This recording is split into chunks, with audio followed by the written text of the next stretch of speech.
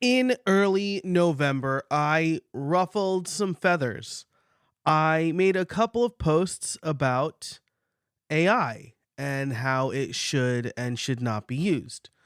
The first one was me saying that telling AI to act like a doctor makes it as much a doctor as telling George Clooney to act like a doctor.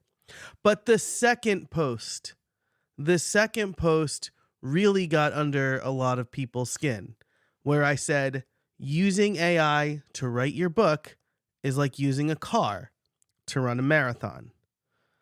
Now, I'll admit that maybe that's not a perfect analogy, but one of the people who I got in the spirited debate with was my good friend Alastair MeDermott over at the Recognized Authority.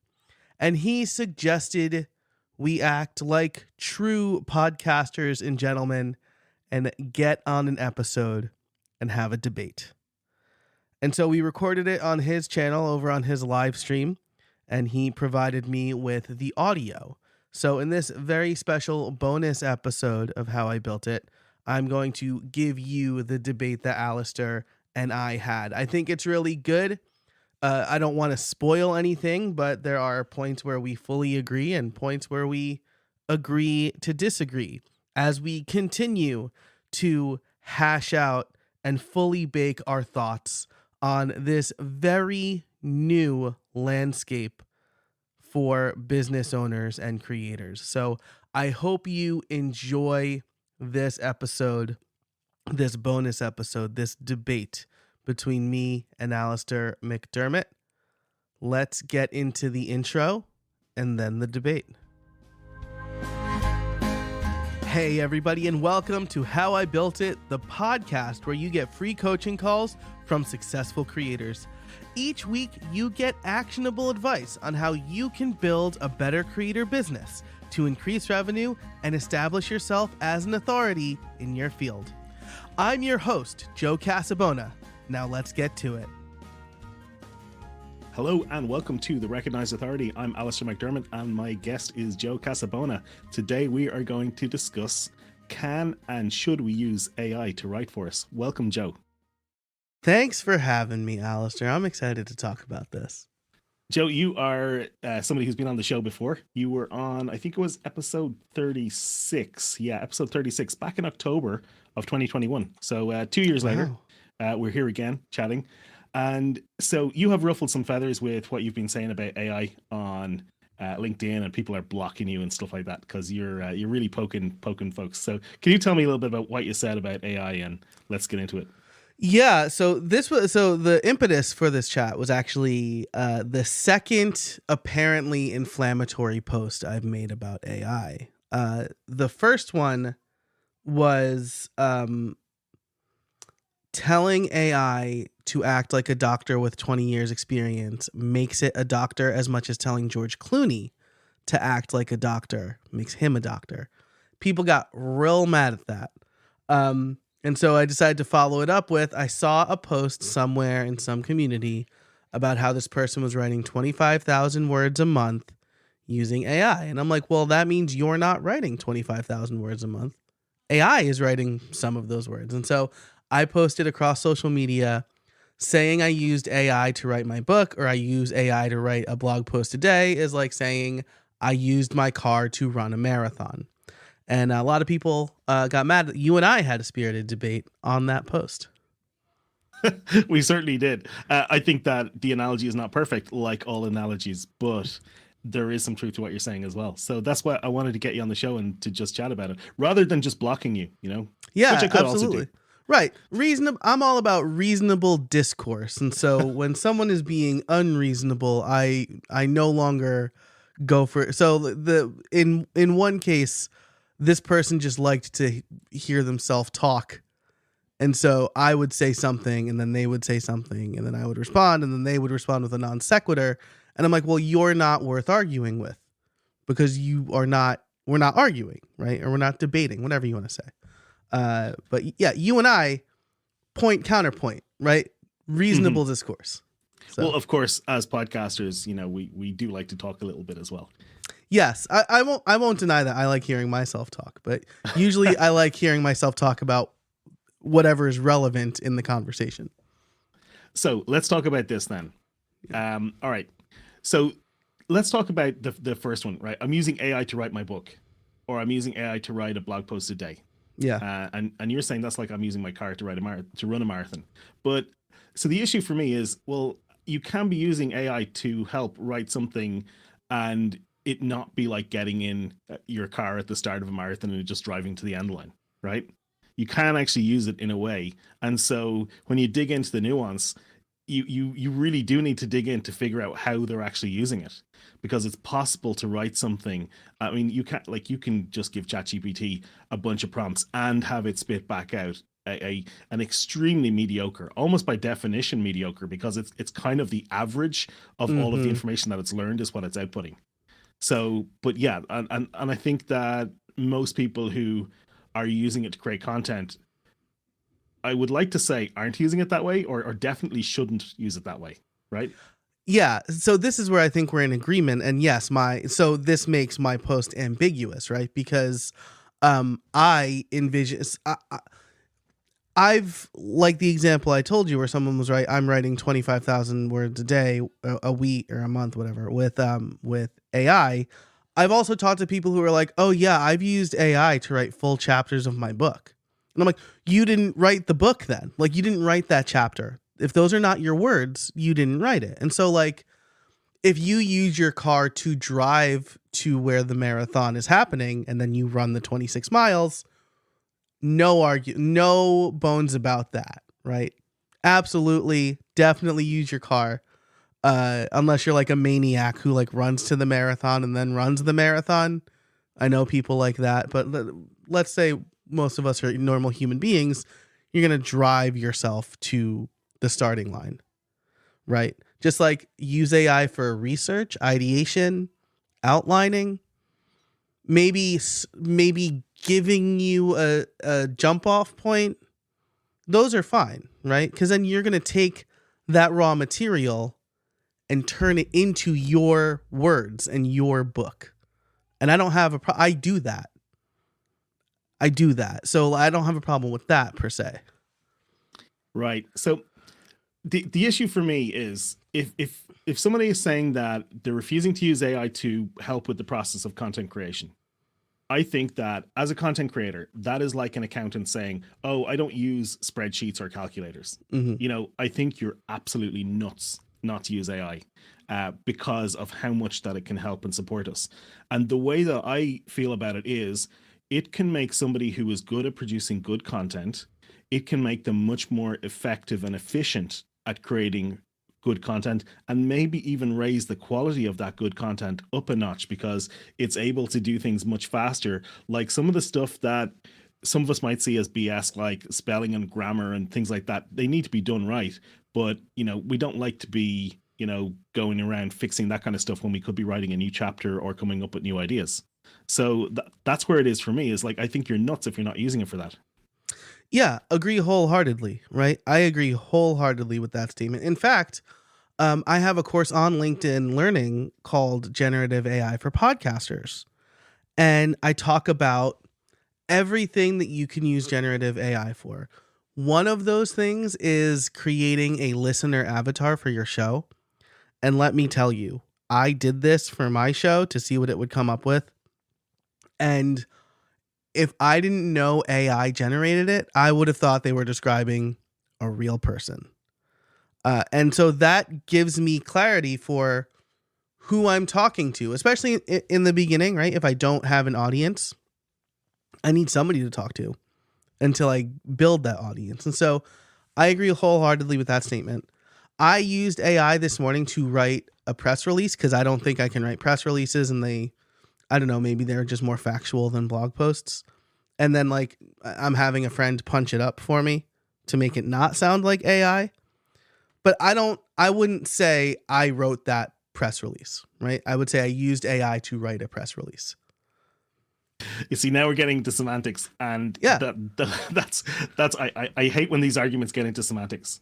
Now, I think when I see AI creating stuff like, and I'm going to read something that AI wrote. So, are you ready to unlock the clandestine power of AI and delve into a realm of endless possibilities? In the modern digital landscape, staying ahead is the new normal. Unlock the secrets of. And I think that is such BS. That is just crap content. Right. And I hope you didn't get any of that in your shoes. I mean, you can use AI to write good content that doesn't sound like that, and that's where I worry, because I see a lot of people using it and creating rubbish content, and then I see people saying things that sound like don't use AI, and that's my concern. Is like, well, yeah, do use it, but use it in the right way. Use it judiciously. I think we both, and we kind of came to this conclusion ahead of time, right?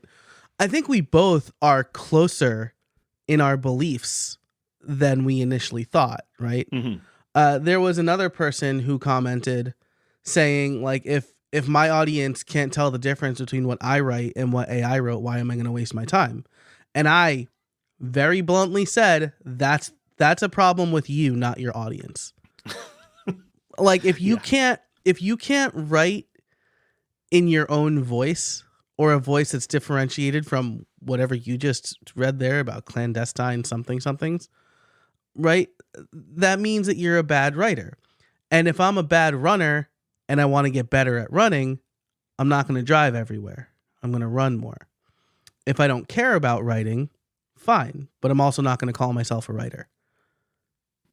I think that one thing that is super important to me is using AI to get faster and more efficient and be more productive. And a friend of mine challenged me to go and quantify, because there's a great book, I think it's called How to Measure Anything. But Mm. he said, can you quantify how much AI is, how much more effective it's making or more efficient? And it was making me about 40% more efficient at writing content, at creating content. See, now we got to get specific about the words that we use here. Yeah. But I'm still writing that content, and the ideas are still coming from me, even though it's supplying a lot of the grunt work. And this is where, you know, like I think of, like, if this was okay, I just made some lamb kebabs in the kitchen, right? I was Mhm. talking to you, I went downstairs cooking, and I left them marinating.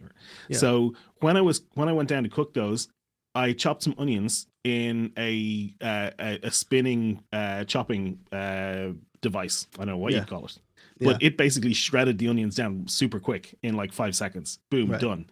I wouldn't have made it back in time for this call if I had done it manually. Right. So, so is that to say I didn't cook that meal? You know, so no, it's just I used a tool that made me more effective.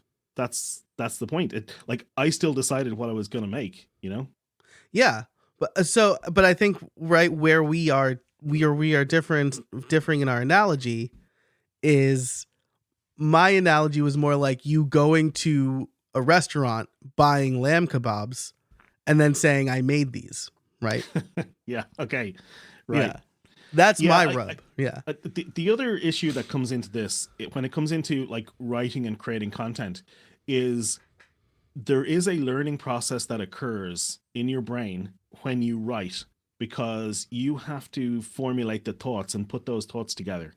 And this is where I could see it potentially being dangerous for people who are not experts in the field, because if they're using AI to generate and to write for them, they're not going through that learning process where they're actually putting the ideas together in their head. And I think another friend of mine said something like, editing is learning or editing is thinking. I can't Mm-hmm. remember, something like that. It could be Jonathan Stark or something like that. Yeah. But the idea is, you know, if you already have great ideas and you've thought a lot about your topic and you've written about it, then using AI can really speed up what you're doing. But if you're not at that stage, then it may be potentially going to damage the journey. That's a real concern for me, for somebody who's trying to become an expert and an authority in their field, which is something that I think a lot about. How do you think about that? Yeah, I agree wholeheartedly, right? And like I have three small kids, right? They're 6, 3, and 2. My 3-year-old can do can do more things at 3 than my oldest could do at 3. And it's not about aptitude and it's not about skill. It's that my wife and I did more for our oldest because we didn't think she could do it, so we just did it for her instead of telling her to do it herself or try it herself. Whereas we learned, and with our son, he tries to do something first. We make him try to do it first. And so he developed the skill faster. So when you're talking about, using AI to do things instead of doing it yourself, that's exactly what I thought of. If I'm tying my shoes for my daughter, she's never going to learn how to tie her shoes. So then the question becomes, well, what if we have a society, and we'll take that analogy, where we have machines that will just tie our shoes for us every day, and it's super simple and very quick? Do we ever need to learn how to tie our shoes? Yeah, that's a good question, right? Or maybe we just all wear Crocs, like in the movie Idiocracy, right? Which Crocs was not known when that movie was made. I don't know if you know this. Here's a quick tangent. The wardrobe designer for Idiocracy was looking for just kind of generic futuristic looking shoes, and they found this little known company, and it was Crocs. And they're like, nobody will wear these ever. Like, they're so hideous. And now they're probably the most common shoe. Everybody in my house has them. Yeah, was that the product placement that did it? No, it wasn't. It wasn't even product placement. She just sourced the shoes for the movie. Crazy, right?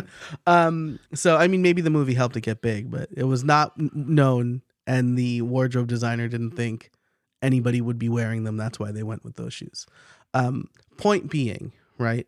My father-in-law thinks a lot about that with maps, right? He knows how to read a real map, and I don't. And he's like, if an EMP ever goes off, most of the world is screwed. Unlike me, wholeheartedly. Like, if computers didn't exist, I'd be dead, basically. And so I think a lot about that, right? Like, are we moving towards some futuristic, like Wall-E-esque world where we're all in these movable chairs and we're all fat and just watching TV because we don't need to do anything because machines do it all for us? Like, do we lose humanity at that point? Like, do we lose our humanity at that point? Yeah, and I mean, maybe that's just beyond the scope of what we're talking about, because it's just that's so far. Yeah, that's real heavy. Yeah, mean for it to get that heavy. But I mean, I'm sure that people said the same thing when the calculator was created. Yeah. Oh, people aren't going to do maths in their head anymore, and that's our brains are going to shrink. Yeah. I even heard somebody talking about, I think it was Erasmus, the philosopher and mathematician, complained when the printing press was invented that there was going to be too much content created. Yeah. And that the quality of content was going to be mediocre, and that it would be harder for good quality content to surface. And yeah, that was, when was that? The 1600s. So I'm showing my terrible history here with not knowing the date of that. No, that's accurate, though. I'm sorry. No, it was the 1400s. 1400s. The printing press was invented like the same year Leonardo da Vinci was born. And I only know that because I just started reading Walter Isaacson's book on Leonardo da Vinci yesterday. Right. And he's a fascinating character. And I've been in his house that he had in France. He lived beside the French king in the Loire Valley. Oh, yeah. Fascinating place to visit. But no, that's a tangent. So whenever this new technology has come along, people are saying, okay, the end is nigh. But let's talk about the practicalities. The situation where somebody wants to use AI to write, when is it a good idea to use it? When is it not a good idea to use it? Yeah, I think like with any technology, we're learning, right? It's a new technology. And so just like when phones first came out, it didn't have all of the screen time, focus, filters, parental controls that we have now. So we're definitely in like the call it the AI Renaissance. Maybe we're all trying. Maybe it's pre-Renaissance, right? Because Renaissance is like the really good age, right? But so we're like pre-Renaissance. We're just trying stuff now. And so I'm taking a very hard line skepticism of people who say, "Oh yeah, you can literally use AI for anything." Because I think that what we can't use AI for is anything that requires the human element, telling stories, writing, right? If I just want, here's an example, right? I tried this, right? Because I'm not just like someone who says don't do it and I'm not going to try it. I'm going to try it. So I wrote a primer for AI. So I prompted ChatGPT 4 and I said, write me a 700 word blog post basically explaining AI and large language models. And like, obviously it got the facts right. I knew the facts already because I had done my own research, or done my own reading on the topic. But it was just like a flat telling of what AI is. And so I had to punch it up. I talked about Star Wars and I added my own personal anecdotes. And what I kept from that blog post was basically like 2 bulleted lists of like what large language models are and some ideas that you could use for them. Did I write that blog post? I wrote, I don't know, 90% of it. And so would people read it if I just took what ChatGPT gave me and published it? I don't think so, because there's no hook. There's nothing that grabbed me. So what if you asked it to add a hook? It still wouldn't be my hook, right? Like it would be like... Then you can say, I don't like that hook. Give me 3 other options. What about using a hook that does something else and suggest one? It's still not me writing it, right? It's still not my voice, right? And so... you see, that's the question. I mean, you can, like, the way that I use it in a very iterative way. Mm-hmm. So I'll get I'll get output and I'll say, I don't like that call to action. I don't like that opening hook. Suggest me another hook or use this as a hook. And am I not then writing it? No, I don't think you are. You're telling someone else to write it. ChatGPT is basically your ghostwriter. Yeah, so I mean that's the question, and like I think there becomes a line, and I think that this is a spectrum where if you iterate on something enough times and ask for enough changes, that it becomes your words. I mean, it has to. But they're not your words, right? Well, I don't know about that. I mean, it's someone else's words that you extracted from the large language model. Yeah, so I mean, I guess this is where we disagree, because I think that at some point, like, it's a question of what are you feeding in? Like, what are the instructions and how detailed are those instructions you're feeding in terms of asking it to generate something? Because some people will feed in a 1-line prompt. Some people will feed in a 10-line prompt. Some people will feed in a 5-line prompt and, 3,000 words that they've already written, generated somehow. For example, both of us probably generate a lot of words through podcast transcripts. So we could take the transcript of this conversation and I could say, just pull out Alastair's side of this conversation. Now go through Alastair's, what Alastair said and summarize that. Give me a detailed summary of that. Now write that as a blog post. Right. Are you saying that's me writing that or not writing that? No, I wouldn't say you're writing it. I would say it's your words being used, right? You see, that to me sounds like semantics, because... But it's the difference between like a biography and an autobiography, right? Yeah, I guess maybe we're not going to agree on this, because I think that having a biography, I guess it's kind of like, maybe it's an authorized biography where the person is standing over the shoulder of the writer and saying, hey, yes, I do, or I don't, Right. But, yeah. Right. Isaacson interviewed, he didn't interview Steve Jobs or Leonardo da Vinci, obviously, but he interviewed a bunch of people who knew him and then has footage and all this and put something together for the Steve Jobs book, we'll say. I Hmm. wouldn't, even though a lot of those words are probably Steve Jobs and it's his life, I wouldn't say Steve Jobs wrote that. Yeah. So okay. The, apart from the fact that we maybe are in disagreement over that, where I think it's important is like right now this is not that important. I think because the words that it's generating without any editing are just not good enough to pass for human. That Yeah, like, we but we at some we wholly agree on that. Yes. but at some point they will. At some point it's going to get good enough for us to not be able to tell, or for 99% of us not to be able to tell. Right. I Um, think you're probably right about that. and then we have other things that come along like custom GPTs. I did a live stream about this last week where I Mhm. made a custom GPT and I uploaded 4 of my books to it. So I now have a custom ChatGPT bot that knows what I've said about a topic and knows my writing style. So if I then say, give me a blog post about this topic based on what I wrote in that book, it's able to create a new blog post that kind of synthesizes the ideas from that. And it's going to be in a fairly close, it's still not going to be perfect, but it's going to be fairly close to what I said. It's going to be, yeah, it's going to be fairly close to what you said, but it's not going to be what, it might not be what Alastair in 2023 would write. Hmm. Because since you wrote those books, I know one you just wrote around this time last year, but those previous books will say you Hmm. were a different person, right? Some people say that we change every 2 years, right? Like Yeah. you look back at yourself 2 years ago and you feel like you're a different person.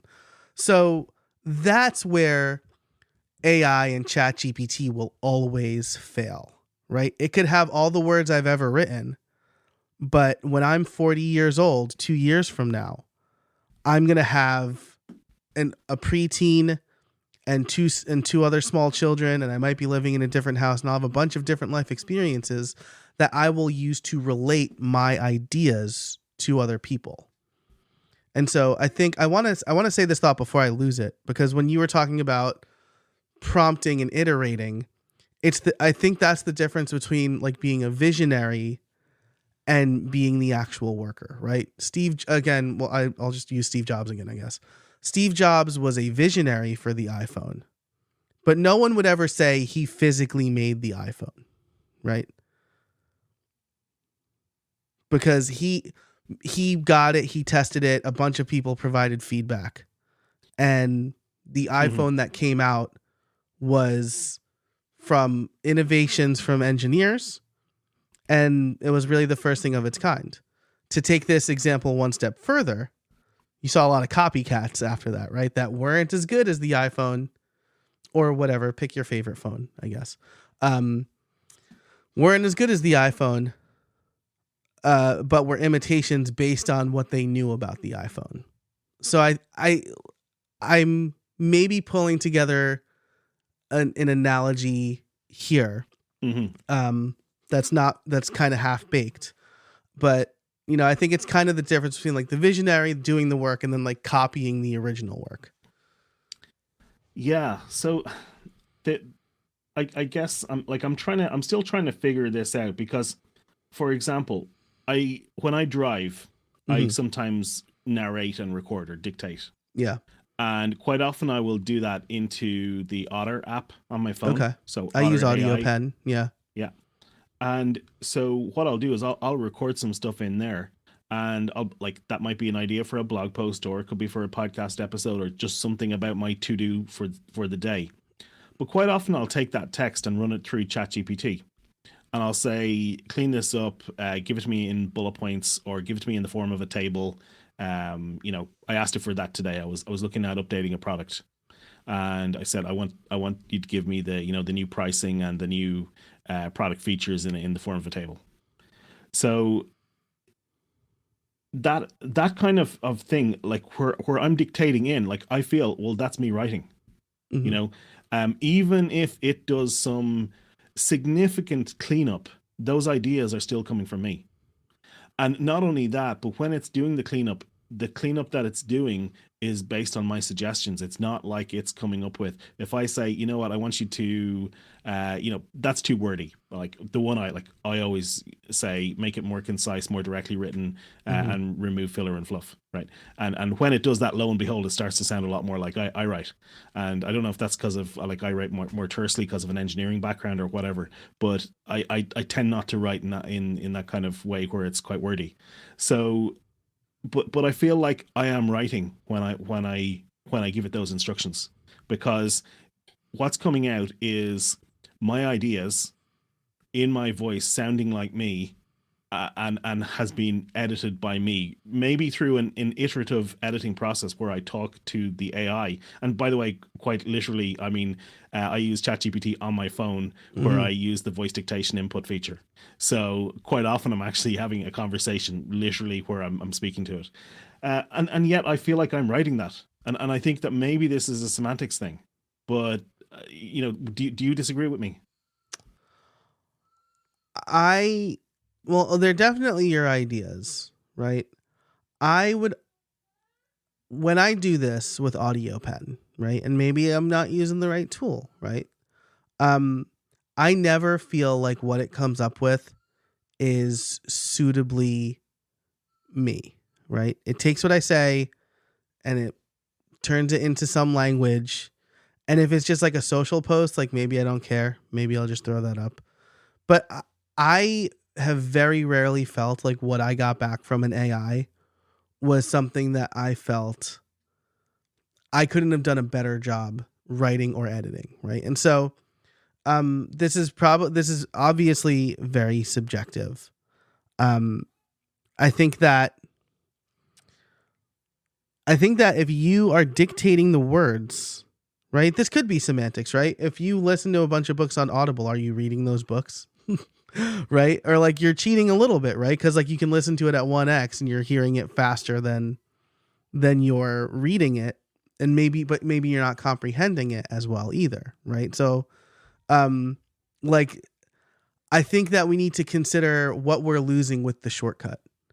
And so if you're dictating and iterating and you eventually get something that's good, what have you given up to get to that point?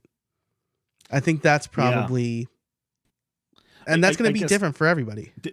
so right, to take the argument, you made an argument which is effectively the output that I've seen so far isn't good enough. Now my counterpoint to that is that's irrelevant, because at some point soon it will be good enough, whether that's ChatGPT 5 or GPT 4.1 or whatever. At some point that output is probably going to be good enough for 99% of uses. Now, I think that there's always going to be the last 1% that it's never going to that it's never going to get to in terms of quality of output. Now, what I'm talking about here, by the way, is in writing style. I think that in terms of actually formulating and having new ideas and synthesizing new ideas from nothing, I think that that's that's not generative AI. That's not ChatGPT and those models. There might be some other type of AI that comes along and can do that, but that's not really what we're talking about here, right? Right. Yeah. In this moment, right, the thing I'm running with now is you talking at an AI, it Hmm. coming up with some writing, and then you iterating over that writing. I Yeah. think you're probably right, right? Especially with these like these custom GPTs, I could feed one. I've been writing on the internet for 20 years, Hmm. right? Now, the way I wrote in 2003 was very bad. So maybe I give it the last 5 years of me writing. It's probably gonna do a pretty good job, a pretty decent facsimile of how I would write something, right?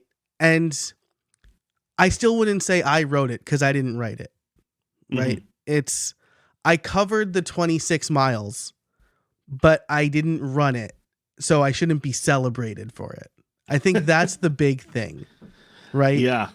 And so for me, if I dictate for an hour as I'm driving on a topic, right? And let's say I dictate, an hour is about like 10 or 12,000 words, something like that, maybe Hmm. not that many, but in somewhere around that. Right. And if I dictate for an hour about a topic and I come up, but let's say it's 8,000 words, Yeah. and then I put that through generative AI. I mightn't go through ChatGPT, it might be too much for that. But I boil that down and I clean that up and I use it to reformat it and put in the nice headings and things like that. My argument is I wrote that. Those ideas came from me. The order that things came from me, the ideas. And the fact that I had an editor come around afterwards, humans have been doing that forever, where we've been giving content to editors and getting them to clean up after us. We're still saying we wrote it. This is your most compelling argument, right? Because you've put in an hour's worth of work. Mm-hmm. And like, yeah, my last book, right, of HTML and CSS, a visual quick start guide. I wrote that book. I'm the only author on that book. But my editor reworded large swaths of that book. And this was actually something I wrestled with. I was like, can I even say I wrote this? Like, he rewrote this, basically. Can I say I wrote it? But ultimately, we both, like, that's the job he's in, right? We both agreed that I wrote it because I put together the outline, I ordered everything, I wrote the code, I put the ideas down, and then he restructured it in the format of that book series. And the other argument there is if you hadn't done your part, then your editor could not have done their part. You're right. He would not have been able to do his part. Mm-hmm. Right. And so the issue right now is I think that what we are creating with AI, for the most part, if you're an expert in your field, what you are going to create with AI is going to be vastly different than somebody who is not an expert in the field, because they're not going to know when it gives you some sort of mediocre, bland output that isn't good enough. Right. Whereas an expert will look at the output and say, actually, it's missing something really fundamental, or something that I feel is fundamental to my distinct point of view on this topic. Yeah. And once you add that, then I think you've got something valuable. And then it then goes to the kind of like the value pricing versus hourly pricing discussion, where and just to summarize that really quickly, that argument is you shouldn't bill hourly, because it shouldn't matter how long something takes. It should matter how valuable the output is to your client. And in fact, like, for example, if I'm editing a video for somebody, let's say it takes me 2 hours and I'm able to find a tool that lets me do it in 1 hour. Should I continue to do it the slow way and charge them twice as much? And that's where the ethics of hourly billing come in. And that's why Jonathan Stark talks about that on his show, Ditching Hourly. But so in the same way, like, should we avoid using these tools that help us to do these things much quicker? I mean, I think that there's a connection between those concepts. So I haven't articulated that very well, but I think that, that we shouldn't necessarily have to do things the slow way in order to claim the value of the work. It should be about the value of the output. And is this good output? Not, did you write this or did you run the marathon manually? Like, if it depends on the goal, right? If the goal is to run the marathon in order to have the achievement of the health and the fitness, then that's one thing. If the goal is to get 26.1, 2 miles? Yeah, 26.1. Yeah. If the goal is to just travel A to B, 26.1 miles, then yeah, if we can, if we can use a jetpack to get there, we've got there in the end. So that's all that matters. That's my argument on that, is like, it's what's the value of the output? 26.2. Okay, I really should know this. I volunteered at Dublin Marathon 2 weeks ago. So there you go. Anyway, so for me, it's like, what's the value of the output? And is the output, and then I guess the argument is, who are we talking about the value to? Are we talking about the value to the consumer of the output, or to the creator of the output? Because then it brings back in the issue of learning from the writing process, right? And that wraps back around to what we talked about at the start, learning from writing. Yes. And I think you're right? Again, like, if your goal is just to cover the distance, do whatever you need to do to cover the distance, right? But I don't think just covering the distance should be celebrated. I think this is really where I'm at, right? if someone's going to wear the badge of honor for doing a marathon, for running a marathon, then they need to run it. Just like if somebody is wearing the badge of I authored this book, right? Then they need to, let's take your dictated example, right? I will cede this point to you. They need to get all of the ideas down. The book needs to be fully their ideas. They can't say, ChatGPT, I'm writing a book about podcasting. Chapter 1 is how to start a podcast. Write that chapter.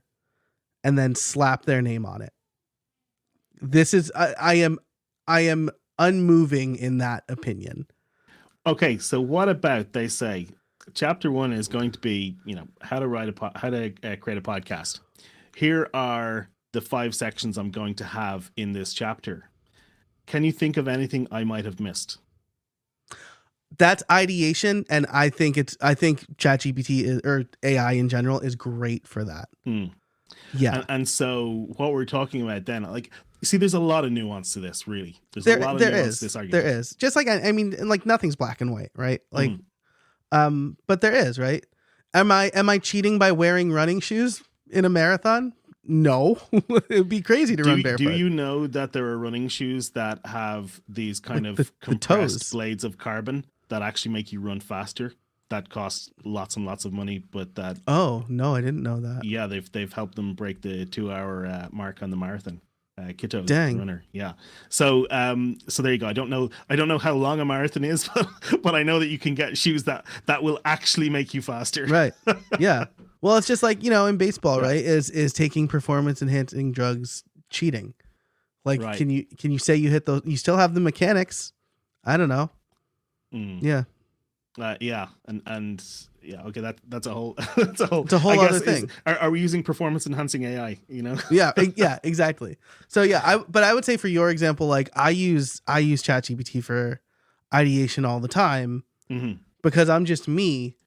And that's what it's great for, right? Because it has all of this information at your fingertips. So I think that example is great. You're essentially in training mode at that point, right? If we're going to beat this analogy to death. Then the next step there is, so we're using it for ideas, and then are we using it to what's the word? So if we're using it, like we're saying, hey, I forgot that. Please add that to the list and write a section on it. And at that point, you're saying it's moving out of ideation into writing it for you, right? Right, because now it's thought of it and is doing the work for you, right? If it's just like, I forgot that, like, live shows is a way to make money with podcasts. Yeah.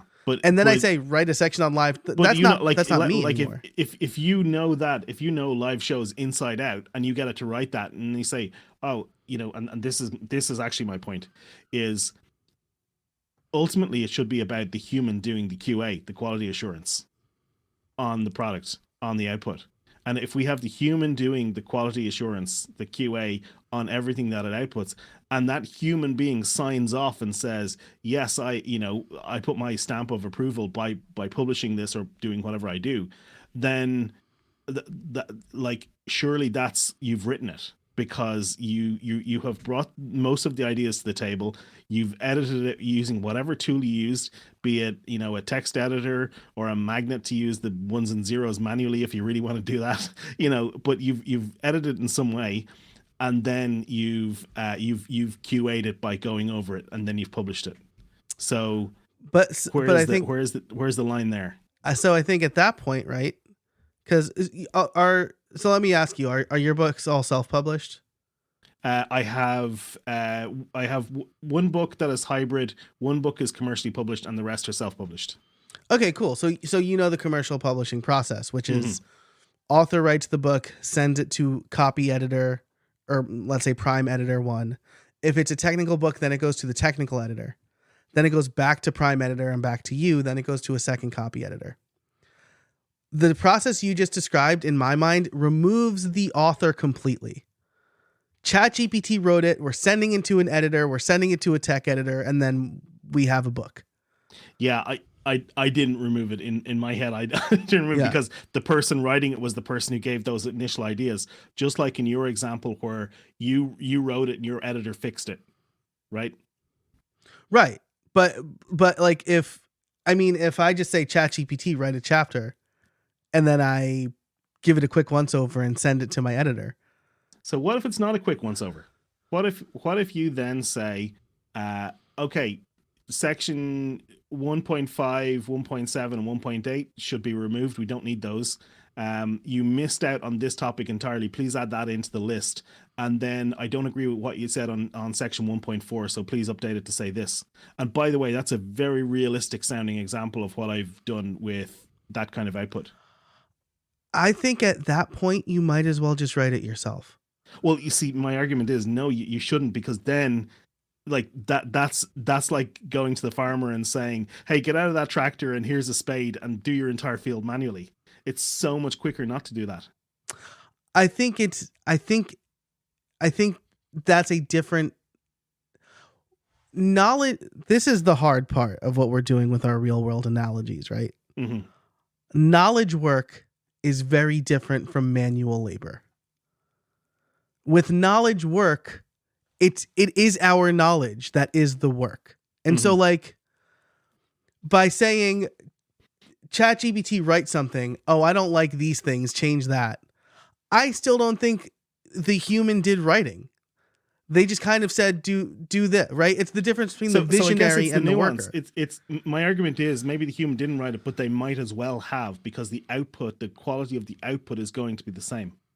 And that's I don't feel like the quality of the output is the same, right? Because you can't tell ChatGPT, hey, to drive home my point here, I want to tell a story about how I refused to record a podcast with somebody who wasn't wearing headphones. Tell that story like I would tell it.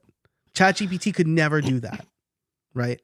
Mm-hmm. So I think unless you give it the details of the story. Unless you write the story for it. Well, like you tell it the story, right? Sure. You write it and then it Joe, rewords this it. is going to be super long if we don't agree to disagree. We respectfully agree to disagree here. Yeah. I'm going to bring up a comment. We have a comment on LinkedIn from Brian. I use ChatGPT to research the fundamentals of my profession, which is management consulting. In my experience, most managers have never mastered the fundamentals, much like many people, including myself, who never mastered the fundamentals of golf. So researching fundamentals and researching and learning. So learning and ideation are something that we certainly can agree on, that we should be using it for that. Yeah, absolutely. Yeah. Absolutely. And I think where we differ is the level, and I like the term assistive AI. Because that's the way I think that we should be using it. We should be using it to do the heavy lifting, like in the terrible analogies. And just like all analogies, no analogy is perfect. But I think that, some analogies are better than others. And it's hard to find analogies for this just because of what it is. Right. But, the way that I see it, we should be using it to assist us and not replace us.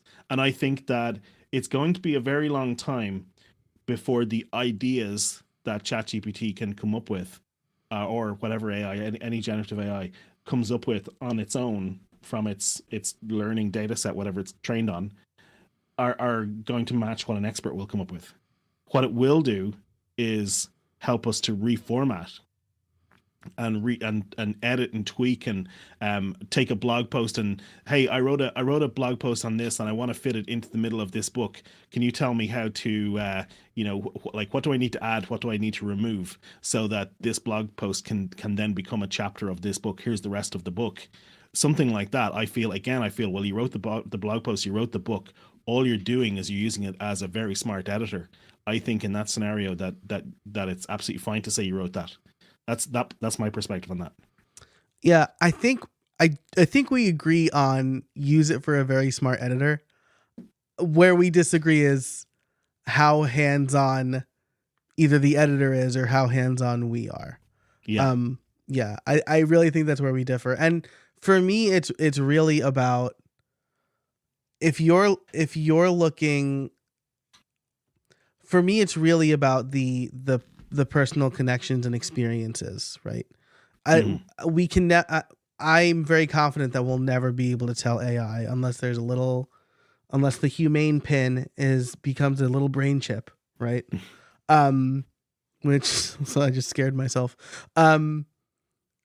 We'll never be able to say, hey, here's all of my personal experience. Now tell a story the way I would tell it. I think that that's still something that is uniquely human. Yeah. And like, we shouldn't want to do that. Right. Yeah, absolutely. Right. That goes back to when do we lose our humanity? Right. Mm-hmm. So, whew, got deep. Joe, this has been a fun one, and it's a bit deep. Joe, we're recording this. We're live streaming. We're recording this for my podcast, The Recognized Authority, and for your podcast, How I Built It. Don't get sued. Can you tell listeners and viewers where to find you? Yeah, so you can find all of my writing over at casabona.org. And of course, my podcast is called How I Built It. And you can find that wherever podcasts are found. Awesome. And you can find me at therecognizedauthority.com. Thanks for tuning in. Thanks so much, everybody. Thanks, Alastair. Thanks, Joe. All right. I really hope you enjoyed that ad-free bonus episode of How I Built It / The Recognized Authority. You can find Alastair at therecognizedauthority.com. I'll put that in the description for this episode. And I'd love to hear what you think. Let me know your thoughts on AI and writing, what you thought about my arguments and Alastair's arguments. You can find me on most social media at jcasabona, or you can email me, joe@casabona.org. But that's it for this episode. Thanks so much for listening. And until next time, get out there and build something.